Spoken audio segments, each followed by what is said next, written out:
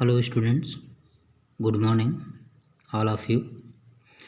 आज दिनांक 28 अगस्त सन 2020, day Friday, class 8th के अंतर्गत आज हम सब्जेक्ट इंग्लिश सप्लीमेंट्री रीडर के अंतर्गत लेसन फर्स्ट के दूसरे पार्ट के पेज नंबर 5 में जो आपके पैराग्राफ दिए गए हैं उनका हिंदी में अर्थ बताने जा रहे हैं। तो देखेंगे सभी भैया बहन।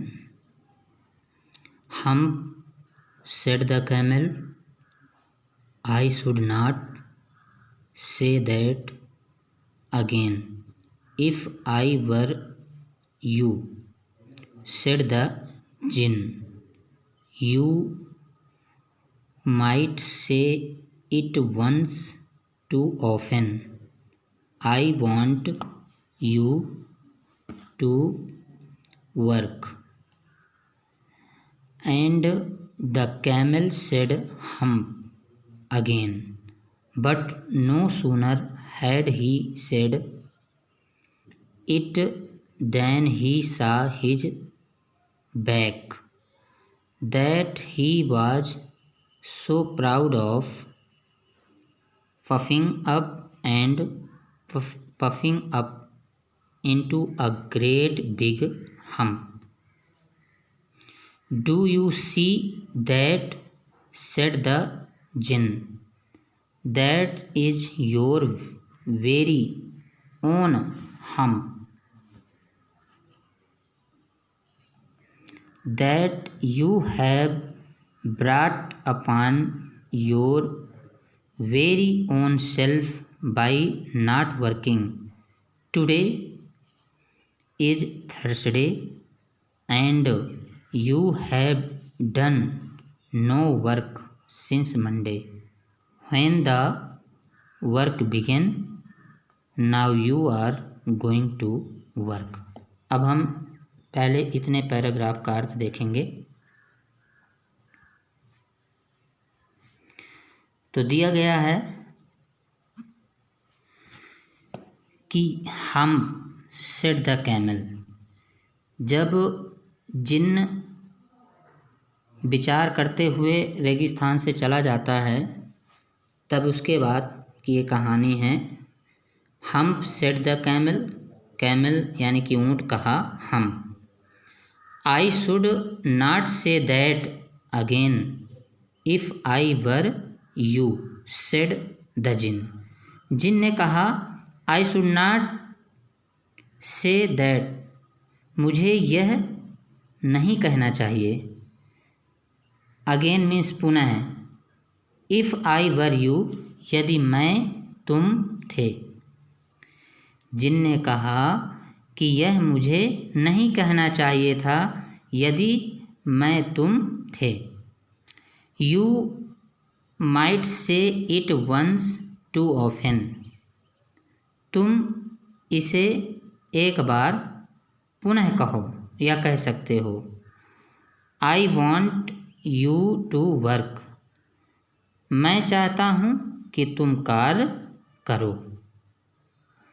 And the camel said हम, और ऊँट कहा हम। Again पुनः। But no sooner had he said it, लेकिन जैसे ही उसने अपनी पीठ को देखा। But no sooner had he said it than he saw his back, लेकिन जैसे ही उसने अपनी पीठ को देखा उसने उससे कहा, जैसे ही उसने अपनी पीठ को देखा। दैट कि he was so proud of puffing up into a great big हम, कि वह इतनी बड़ी अपनी कुबड़ से बहुत घमंड करता है। उसने कहा कि वह इतना घमंडी है किसी बड़े कुंवर के रूप में। तो जैसे ही वह अपनी कुबड़ को या हम्प को देखा या पीठ को देखा, उसने कहा कि वह इतनी बड़ी, ग्रेट मीन्स होता ग्रेट बिग हम्प, बड़े कुबड़ को देखकर घमंड करता था। Do you see that? Do you see that? क्या तुमने यह देखा? Do you see that? क्या तुमने यह देखा?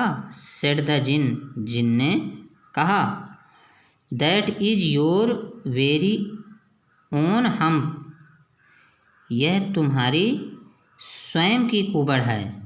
That you have brought upon your very own self by not working, जो तुम्हें कार्य न करने पर भी तुम्हारी रक्षा करती है।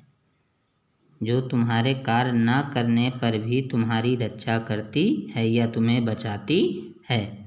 टुडे इज थर्सडे, आज गुरुवार है। And you have done no work since Monday, और तुमने सोमवार से कोई कार्य नहीं किया है। व्हेन द वर्क बिगिन, जब कार्य शुरू हुआ।